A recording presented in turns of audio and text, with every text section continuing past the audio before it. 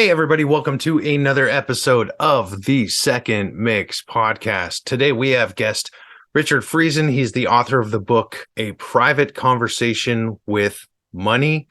This was a fascinating conversation. I'm looking forward to sharing it with you. I had a lot of fun. There was a lot of good thoughts in this episode about providing value for people. And I really think that was the key to this whole thing. But let's listen to Richard and I talk about that in 5, 4, 3, 2, 1. Welcome to the Second Mix podcast, where we talk about things that matter with people who care. My name is Matt Bennett, and it's my mission to help make you better, stronger, and wiser with the old school personal development that helped me become something new.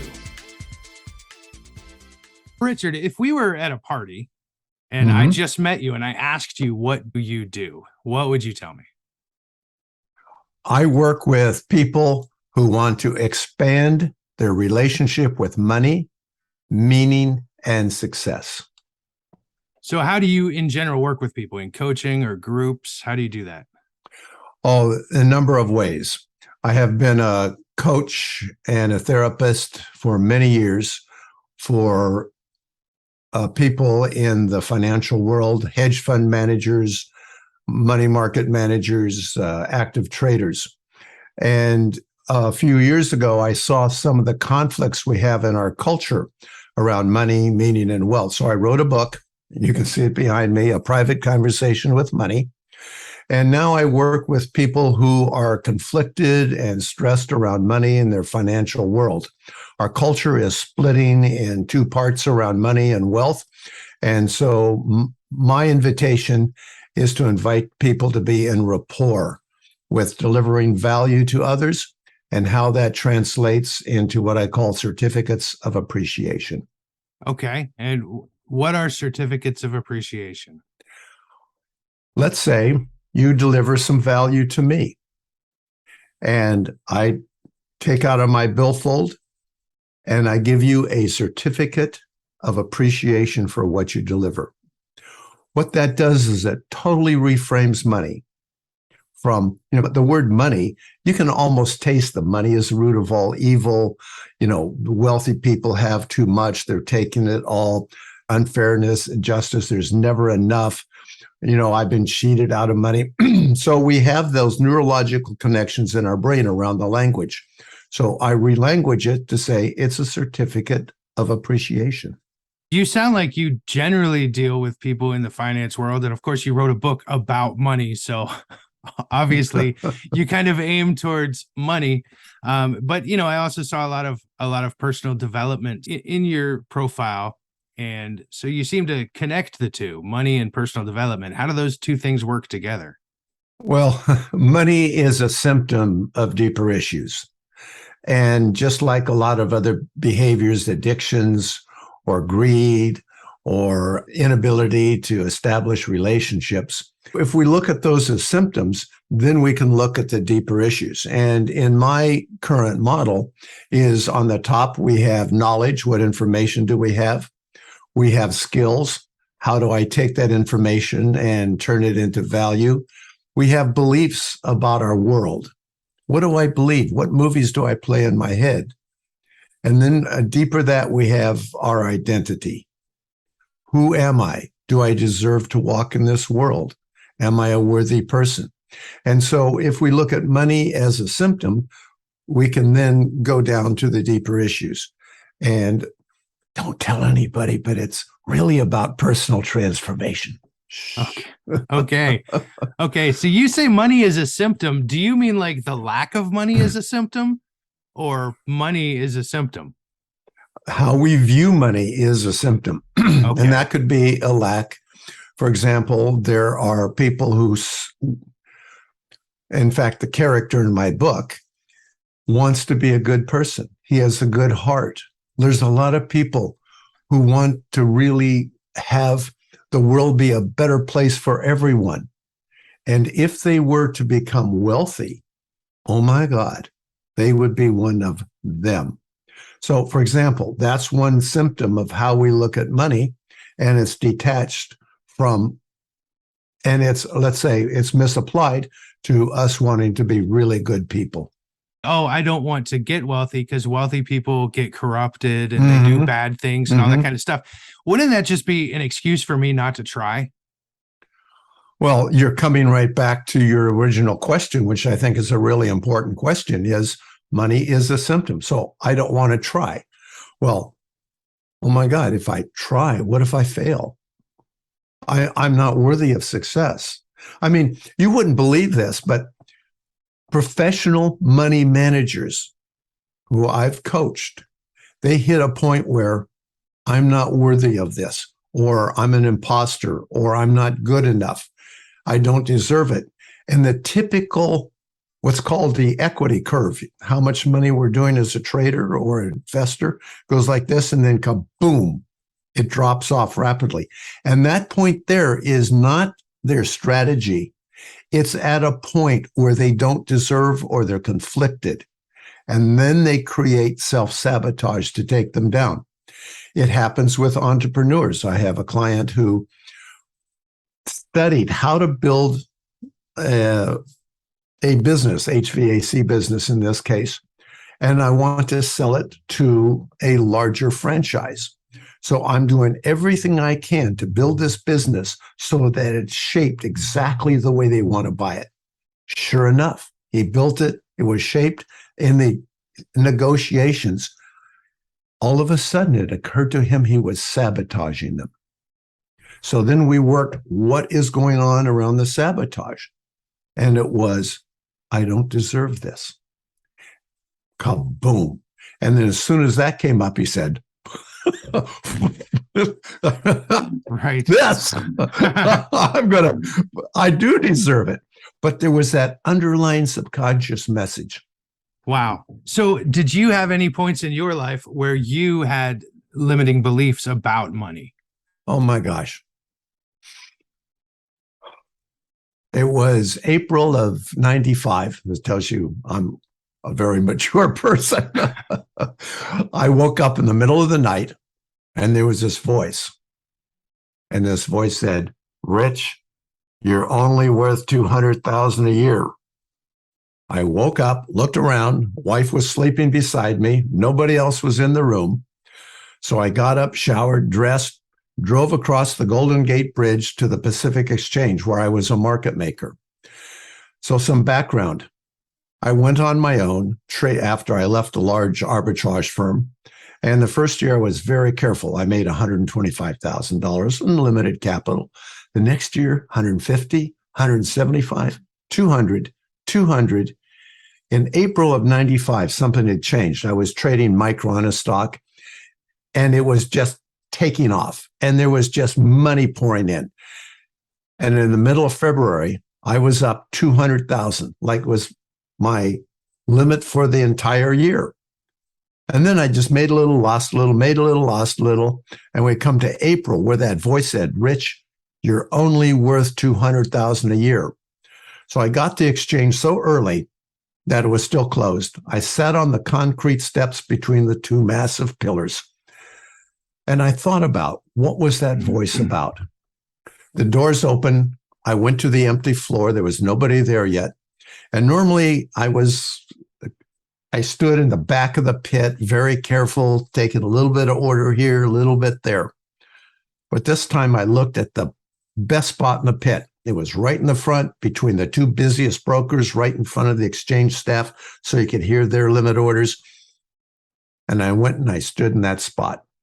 The rest of the market makers came in, and the guy who always stood there, and you got to understand that in a pit, you don't own a spot. It's usually commanded by the most aggressive, the most capitalized, the biggest bully, the guy who had the most social weight to be able to maintain that spot. And I stood in it.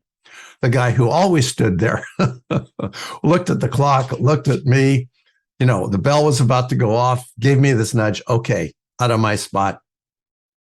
I didn't move. The whole pit went, oh shit. Everybody stepped back, expecting the fight. And the exchange staff warned us after some pushing that if we got in a fight, it would be a $10,000 fine for each of us. Wow. So I stood, I pretended I had concrete boots. The bell went off. Now, normally Rich Friesen at the back, oh, I'll buy one of those. I'll sell you two of those. It wasn't, an option pit, so we had lots of series. This time there was, buy 50, sell you 20. I would scream, but I don't want to blow your ears off. I'll buy 20, sold. The pit thought that Rich Friesen had gone berserk. I went on to make many times that limit, but what it was this voice that I was an imposter, I wasn't good enough, and I wasn't worthy enough. But as soon as I heard that subconscious voice, I realized I was done with it. So I went on to build a trading firm. About a third of the traders just took off using my strategies. A third of them did okay, but a third of them just couldn't make it, either losing money or couldn't make it.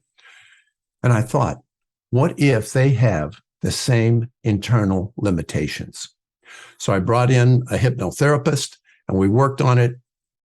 And it turned out that was the case. One of them couldn't make more money than his father, who was an immigrant, who worked hard, worked 3 jobs, that if he made more money than his dad, it would be disrespectful. Now, I know that doesn't make sense, but subconsciously that respect for what his father did for him, he couldn't disrespect him. Another grew up dirt poor in West Virginia. If he made money, his family would disown him because that was not how their community operated. Another one had to deal with a handicapped brother and a mother, and making money would have brought all that up. So once we worked on that, then we could move forward. And that's why I wrote the book, A Private Conversation with Money, to get to those deeper issues where we're conflicted, to invite us into rapport with our money, meaning, and success. How does meaning fall into that then? Well, that is one of the hardest questions you could ask. I'm good at that. I'm really good at that. Sorry. But it is the right hard question. So I grew up religious. My father was an evangelical preacher, and we had meaning. There was a God, there was a structure for our life, there was a higher calling for us in humanity.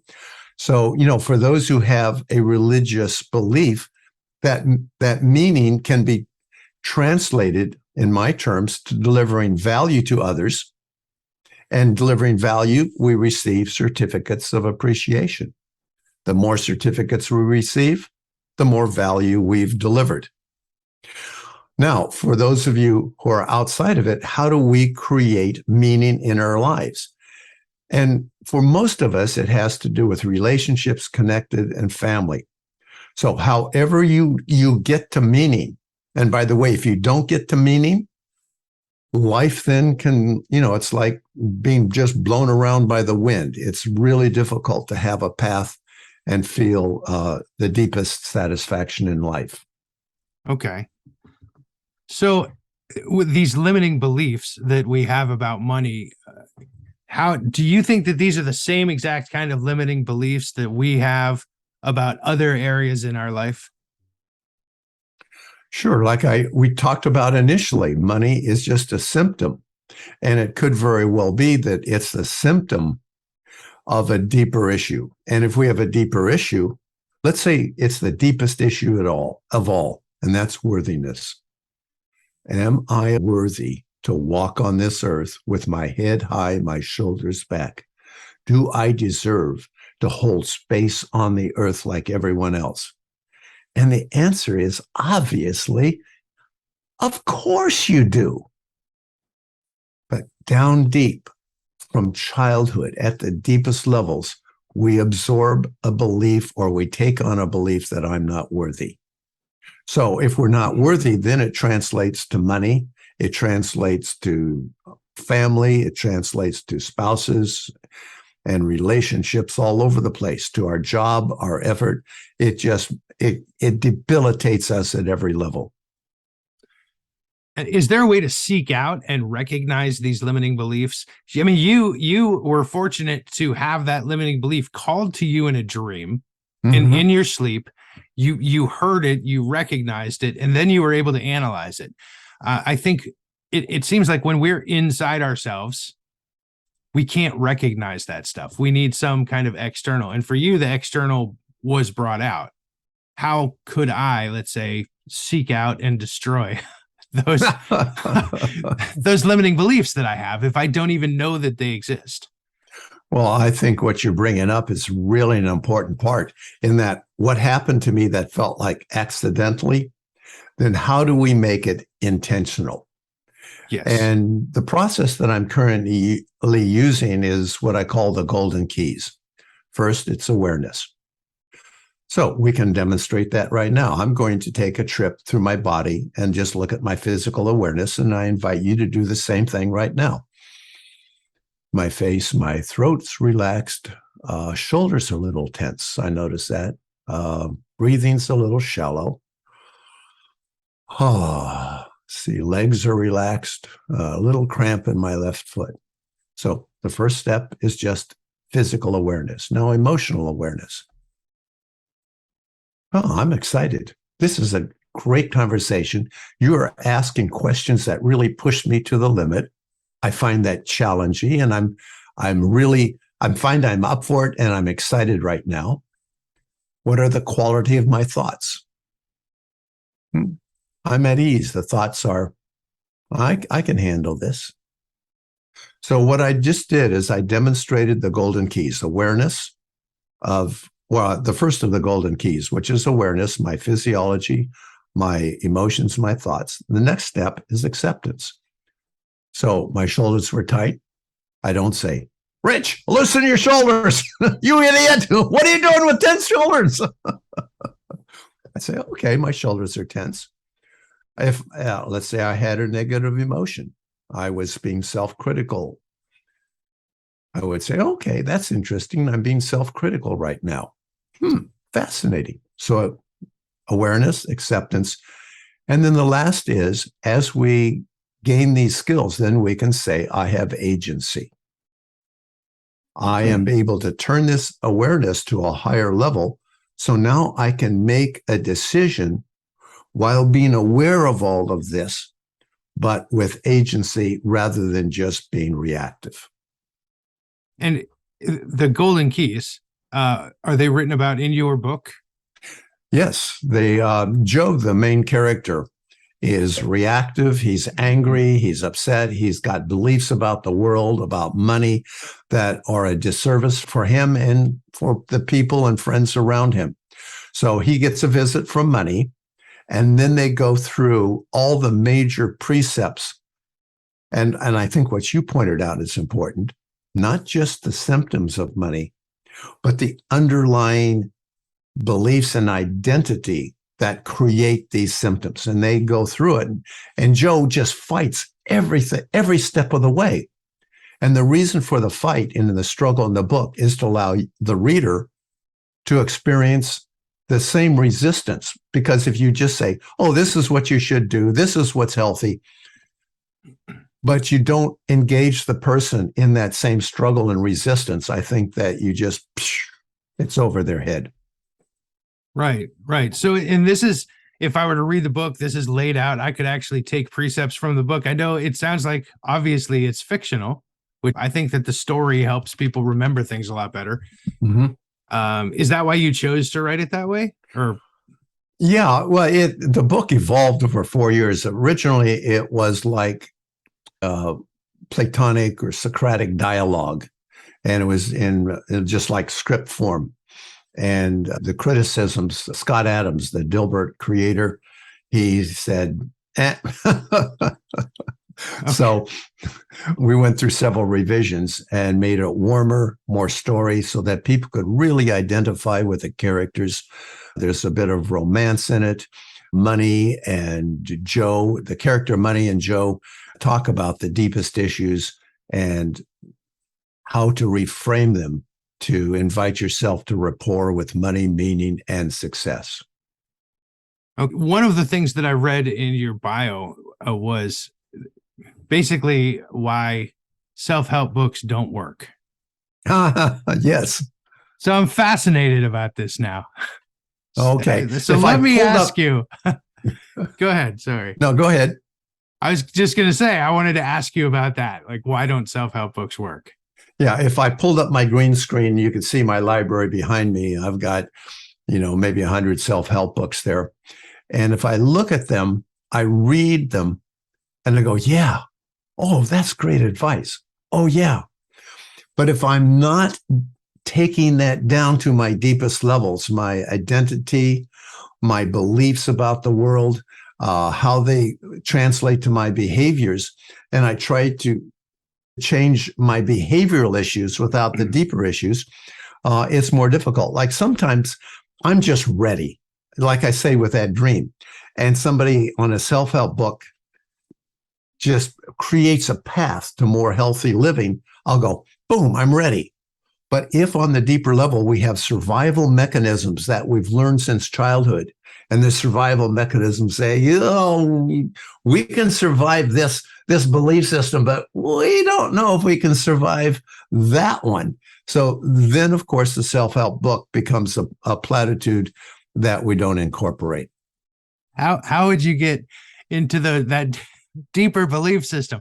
Now I'm thinking, I do keep asking you hard questions, but you're bringing up intriguing thoughts for me. So how would I find out that underlying belief system, that survival system that's inside me, that is somehow, although the top of mind is saying that sounds great and I'm going to do it, the rest of me, the core of me, is resisting that change because of survival.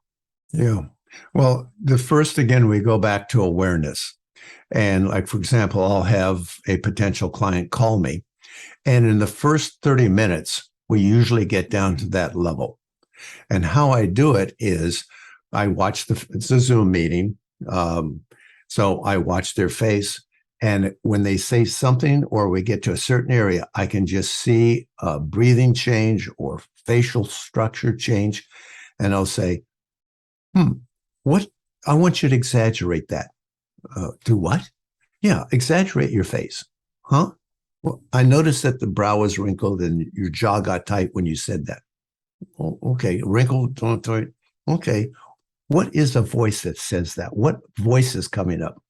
I'm really angry at my dad. And through that physiology, sometimes very quickly, we can get down to those levels. But that requires someone who's willing to take the risk, who trusts the process that we're doing enough, and is willing to stare into that abyss, because our survival mechanisms, like I can give you examples in my life, but it would take too long, where I had a depressed mom, a narcissistic father. My survival mechanism was being alone and hoping for crumbs from somebody to be noticed. Well, that survival mechanism actually creates a resistance to people who want to love me and notice me because I did not know how to survive that. I know this sounds crazy, but we repeat survival mechanisms because we know we can survive them, but we don't know how to survive something better. It sounds insane, but I've seen it repeated over and over. All right. So along that line, let's say that I took a self-help book, let's say Atomic Habits by James Clear. Good book. It is a wonderful book. And let's say that I said, okay, and this actually will be business coaching time for you, because this is what I tell my listeners. This is what I would tell anybody who asked, that you could read 100 books a year, and if you don't do anything from it, it's worthless. It doesn't really mean all that much. Maybe the information will be useful in the future, but if you don't do something, why read the book? So I tell them, pick your top 3 things that stuck out that you feel like you should do, and then just pick one of those and make it a habit. Just pick one thing and make it a habit. So let's say they get to that point and now they're not making it a habit. They said they were going to do it. They said, I'm just going to walk around the block every day. So let's look at the language you used, if I may. Okay. One thing I should do. If we use the term should, we're setting ourselves up for an internal conflict. I should do it. Okay, just do it. Well, there's the part that isn't. So when somebody says I should do this, I reframe it and say, it's going to feel so good when I do the one thing to start a habit and just walk around the block in the morning.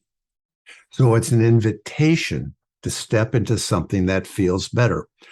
Our personal change happens when we step into something that feels better in the moment. So that's part of why we go back to awareness. How can I frame this out? So right now, it feels better. No shoulds, no discipline, no willpower, but stepping into something that feels better. I love it. I love it. Zig Ziglar always said that life gets a lot better when you decide that you get to instead of you got to. Oh, man, that's right on. Wow. So why is it so hard to change behaviors? Yeah, I think we're coming back to the stacking. If we have knowledge, we have skills, we have beliefs, we have behaviors, and we have our identity. So if we're out of alignment on any of those, we'll have the internal resistance, and it can be subconscious. So in my work is to work our way down to the foundation, and the shift of our worthiness. For example, I have an exercise I do with them. It has to just rebirthing and growing ourselves up as a worthy person. And sometimes people will just go, "Oh my God, oh geez, that was easy." Now let's look at your life from those eyes. Oh my gosh, I realized how I was setting myself up for failure. Oh, I'm done with that. Much like that voice for me in the middle of the night. Other times, that unworthiness is a quarantined area that is so deep that we just sand away at it, and it takes some time. So depending on the earlier, sometimes if we have an early deep trauma, that takes some time to heal. Okay. So I actually want to get back to your book. I'm going to order a copy of your book, and because I want to read through it, and I'd probably love to have you back on the show afterwards, because that could lead to an even deep conversation just about the book. But in getting back to your book and kind of discussing money, you talk about providing value and to be more focused on providing value. There's two twins, equal intelligence, abilities, looks, the whole bit. And one of them says, I want to make a lot of money. How can I make money? I can sell this. I can do this. And boy, if I make some money, I'm going to be worthy. I'm going to prove to Dad that I'm the better of the twin. I'm going to get a hotter spouse. I'm going to have a Ferrari. I'm going to have the mansion and the second home. I'm going to get respected. Boy, I'm going to make some money and get all that. The other twin says, how can I add value to my family and the people around me?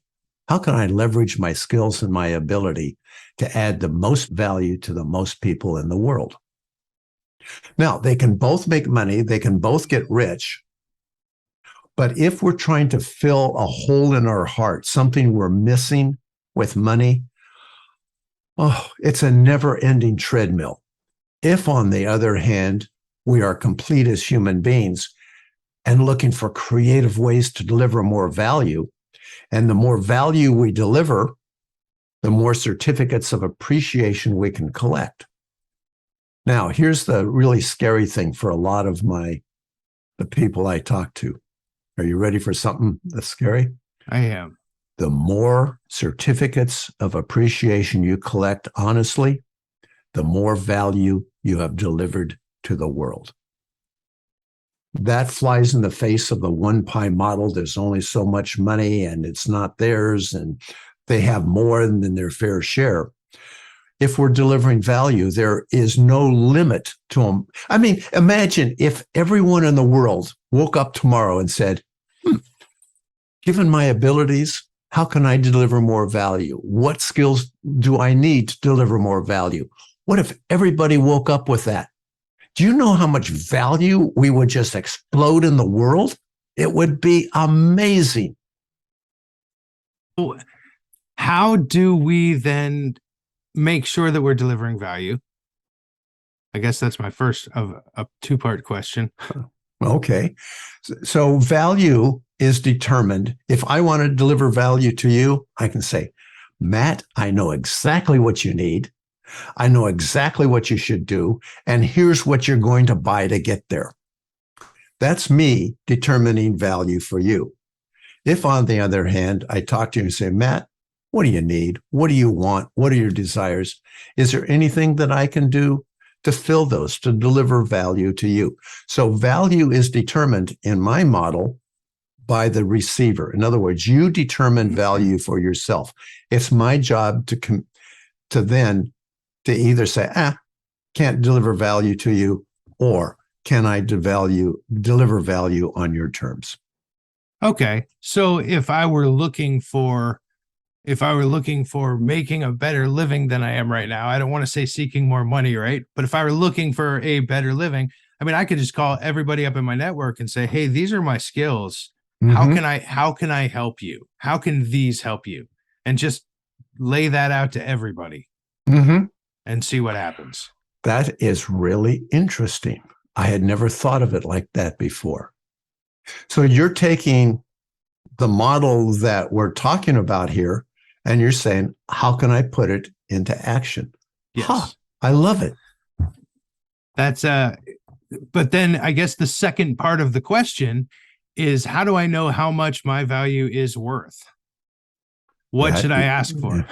A lot of my clients undervalue what they're delivering because they're thinking in their own terms and they don't appreciate. Oh, sometimes, I go to the airline counter. The person is just really stressed out. He's had 3 bitchy people coming in line, and I'll say, how you doing? Thanks for being here. I just delivered some value. We don't sometimes appreciate from the receiver's point of view what a huge difference that can make. So our job is to, again, value from your point of view, how many certificates of appreciation can I get in return? And if we value yourselves, we value our worthiness, we value what we're delivering, then we can keep increasing it. I keep increasing my prices until people go, ouch. I want to know more about trading value for certificates of appreciation. That is kind of where I am. I feel like I am missing a key component in that. Okay, we can just create, there's a person who is, working for $20 an hour and has a lot more skills and he owes somebody a favor. How does he manage that? Keep going with that. How does he manage that? First is to recognize the value that he has and the value that he or she is delivering. Once I say I'm a worthy person, I'm delivering $100 an hour worth of value, and here's this person who's had a good relationship with, and they've done favors for me in the past, and they want my skills for $20 an hour. So first of all, I can recognize the value they delivered. I don't have to put that down. I can appreciate what they've done. I also can measure how much value I'm worth doing higher level things rather than lower level skills. I can recognize the difference between those things and decide, am I going to continue this relationship because of the value that I've received? Or am I going to explain that I have more value that can be done in another type of work, and I can really find somebody for you who can do this better. In fact, I could even manage it for you so that you don't have to worry about it. Okay. Now, when you do that, though, if there is any kind of a price raise, I mean, you are assuming some risk when you decide that you want to get more certificates of appreciation. Okay, let's stop right there. I'm assuming some risk. What if you rephrased that and said, on my way to getting more certificates of appreciation, I'm going to get some feedback. That feedback is going to be really valuable, and I'm looking forward to it. On my march to getting more certificates of appreciation for the value I deliver, I'm going to learn a lot. I am of value, and if somebody doesn't recognize it, do I not communicate it well? Do I give a subconscious message that I'm not worth it? Whatever it is, each time I ask for more certificates, what have I learned about myself and my personal growth? So rather than looking at it as a risk, you can look at it as an information feedback machine. Okay. That could still leave me not having that part of my job, let's say. It could. And oh my God, I don't have that part of my job. Oh my God, what's going to happen next? So that moves us into the fear. So what if we bring that kind of fear to a negotiation, you know how it's going to end. That's that might be the most valuable thing that you said on this podcast today. That's true. You're absolutely right. Don't bring that fear into the negotiation. It's going to end with me gone or making $20 an hour. That's what it's going to end with. This is a great conversation. I really appreciate you. I appreciate you coming on. So how you mentioned Scott Adams. Mm-hmm. How did you get your book in front of Scott Adams? I met him at an event. It was a small event, and I was there early because I didn't know how much long I was to be there. He was here early, and so we had about a half an hour, very interesting conversation. Okay. And then he just read your book or read your manuscript? He read the first chapter and gave it 2 thumbs down. But there's your feedback. That is excellent. So again, this relates to our prior conversation. Wow.